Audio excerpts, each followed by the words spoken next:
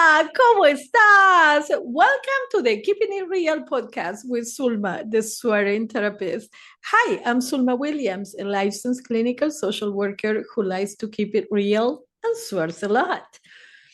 Today, I'd like to give you an update if you have been following along with the other podcast episodes that I mentioned that I had a year-long program that I wasn't happy with, and then I was invited to another year-long program. And although I pray a lot about it, I said yes. After I did the first two challenges, I realized that it was going to take me a lot more time than I had anticipated. And I am very passionate about what I do. So in everything that I do is like I give 150% of me. So I realized that I wasn't going to have the time and energy due to a lot of different factors. The the men's soccer World Cup is about to start, and then, well, yeah, I don't know if you are seeing the video or not, but here I am wearing the Argentina jersey, and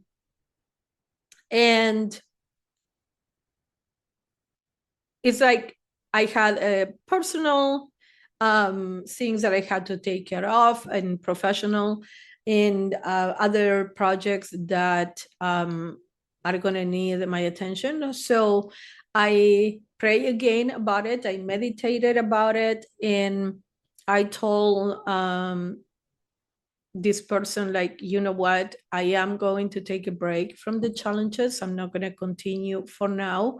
I will do them later on, maybe a couple of months or more. I haven't given an exact date because I don't know. Some of the projects are going to be done sooner than others. So I need to, I wanted to give myself some space.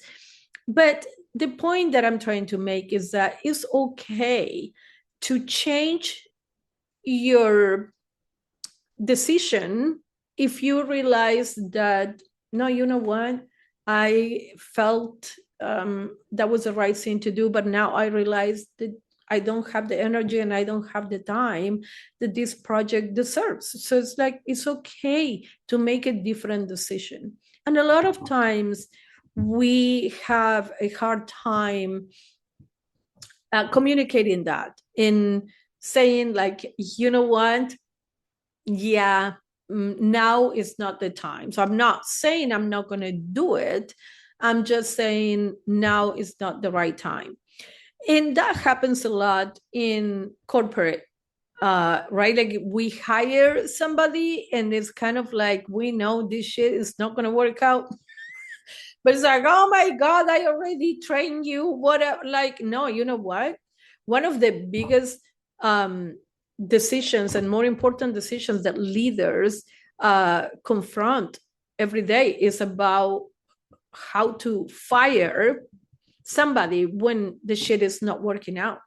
And the thing is that, and that goes on for big businesses, small businesses, relationships. Like if you've been in a relationship for 10 years, but you know you are not happy, and you're like, well, but I been with this motherfucker for 10 years, where I'm going to go.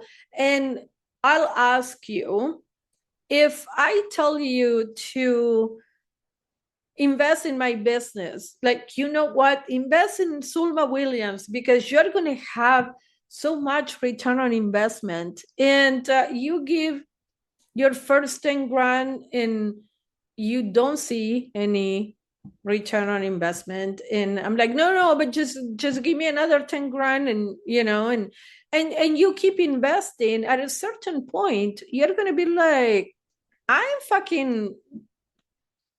not continuing to do this because I don't see any return on investment. And I'm talking about money, because we all understand money. But I want you to kind of like translate this into your relationship. So if you invest in Sulma Williams for 10 years and you don't see a return on investment, would you continue to do that? Would you do it for 10 years to begin with? You probably will not, but let's pretend. And with a relationship, we are talking about your life. Time is a commodity, is the most valuable commodity because it doesn't come back. The time that you're spending listening to this podcast, you're never going to get it back. So when you are in a relationship, be it a romantic relationship, a friendship, whatever, would you continue to be in the relationship if for the last 10 years you didn't see any return on investment of your time, your love, your energy, everything that we put into a relationship? So I invite you to revisit your employment, your romantic relationship, your friendships. It's like simply because this has been there for 10 years doesn't mean that it needs to remain in your life.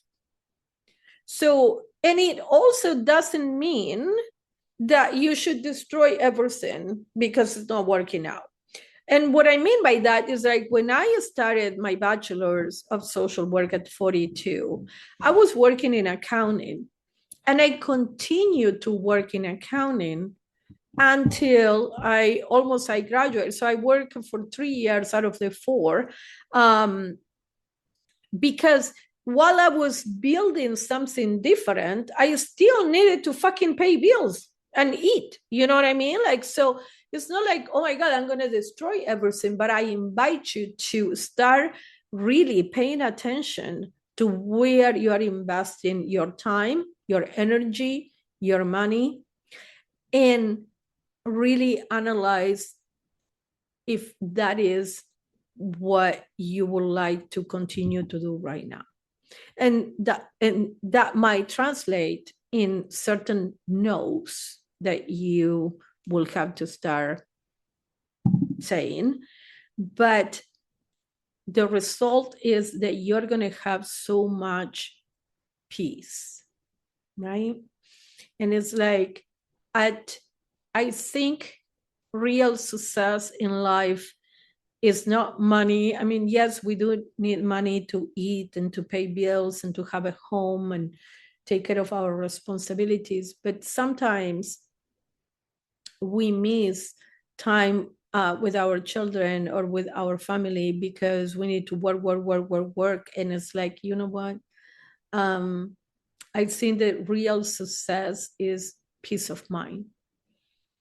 So I invite you to take a hard look at where you are investing your energy, your time, and your money, and start formulating some no's. I hope you found this helpful. Please follow me on Instagram at the Swearing Therapist, and my account in Spanish is La Terapeuta Sin Filtro. My website is dragonflytherapyservices.net. And as I always say, please share, subscribe, whatever the fuck you do on the platform that you are listening to this podcast. And, you know, tag a person who you think might benefit from listening to this, and leave me in the comments, like, if it inspired you to, and what is it that you are looking more closely at. And as I always say, if you woke up today, that means that your mission in life is not complete. Keep putting one foot in front of the other, and you're going to come on the other side of the challenge you're currently facing. Thank you so much for the support, and I'll see you next time. Bye.